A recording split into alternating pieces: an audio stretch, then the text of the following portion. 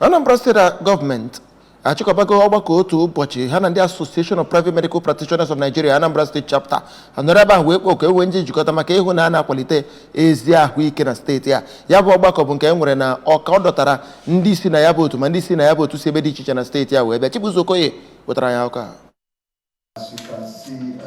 Mgbe ọ na-agwa ndị ahụ bịara ya bụ nzukọ okwu, onye kọmishọna na-ahụ maka ahụike na steeti a bụ dọkịta Afamobidike, onye ọ bụ onye dairektọ na-afụ maka medical services na ya bụ ụlọọrụ bụ dọkịta Ugochukwu Ulobele nọchiri anya ya kenere ndị dibịa bekee nnọrọ ọnwa ahụ dịka ha si bịa ya bụ ọkpụkpọ oku akpọrọ ha ma mee ka mata na ya bụ ọkpụkpọ oku bụ ka ha na ha tụgharịa uche etu e ga-esi wulite ọnọdụ ahụike steeti enu.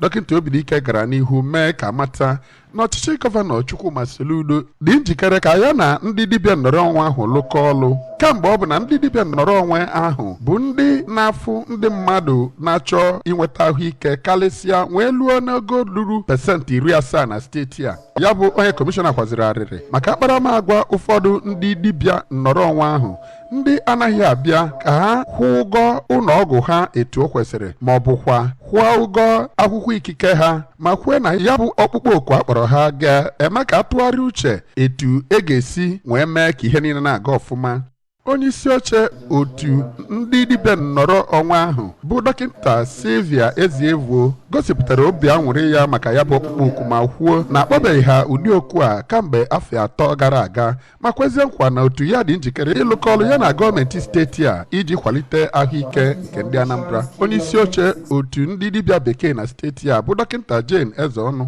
onye ọ bụ onye odeakwụkwọ ha nọchiri anya ya bụ dọkịta Frank Ifeaneme keleziri gọọmenti steeti a maka ịtụpụta atụmatụ dị etu a ma kwuo na ya nwere olileanya na ya bụ ọkpụkpọ oku akpọrọ ha bụ nke a ga-anọ n'ime ya tụpụta atụmatụ nke e ga-eji na-alụ ọlụ wee fụ na ọnọdụ ahụike steeti a na-akawanye mma. Ndị ụlọọrụ Anambra State Health Insurance Agency nakwa ụlọọrụ dịgasị iche iche nyere nkụzi oge a na-eme ya bụ ntụgharị uche. Site n'Ọka, aha m bụ Chibuzo Okoye maka akụkọ ụwa ABS.